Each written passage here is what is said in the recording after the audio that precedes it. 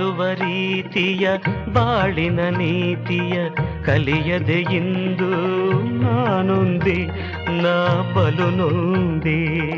ಆಸೆಯ ಅರಮನೆ ಬೆಂಕಿಗೆ ಸಿಲುಕಲು ಅರಿಯದೆ ಇಂದು ನಾ ಬಿದ್ದೆ, ನಾ ಬಲು ನೊಂದೆ. ದೇವ ಮಂದಿರದಲ್ಲಿ ದೇವರು ಕಾಣಲೇ ಇಲ್ಲ.